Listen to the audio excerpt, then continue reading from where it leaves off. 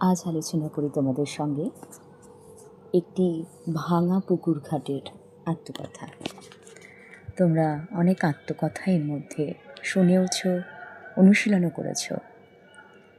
আজকেরটাও শুনে নিও, আর লিখে লিখে অনুশীলন করতে কিন্তু ভুলো না। এই ভর সন্ধেবেলায় কে তুমি দাঁড়িয়ে আছো ওখানে?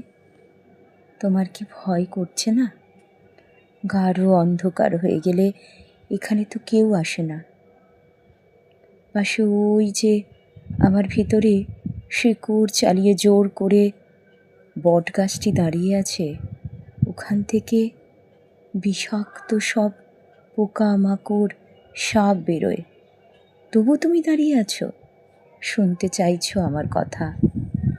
আমি একটি ভাঙা পুকুর ঘাট। তোমরা এখানে নদীর ঘাট দিয়েও অনুশীলন করতে পারো। এটা ছিল আমার ভূমিকা অংশ। এবার হলো বর্ণনা। এখন থেকে প্রায় 500 বছর আগে এই অঞ্চলে জমিদার ছিল বিক্রম চৌধুরী।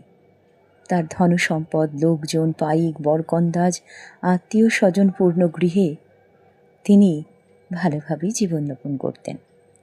একদিন তিনি ঠিক করলেন একটা পুকুর প্রতিষ্ঠা করবেন। এলো লোকজন, শ্রমিক, মজুর, কাটা হলো পুকুর। আর দক্ষিণ পাড়ে একটা স্নানের ঘাট তৈরি করার ব্যবস্থা হলো। এবার এলো রাজমিস্ত্রি, ইট বালি সিমেন্ট। দিনের পর দিন ইট গেঁথে গেঁথে তৈরি হলো শান বাঁধানো সুন্দর ঘাট। কি চকচকে চেহারা আমার!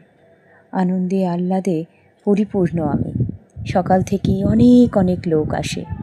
একটু বেলা হতেই স্নান যারা করে সেই মানুষগুলো একে একে এসে যায়। তাদের কাউর হাতে জামা কাপড়ের ব্যাগ,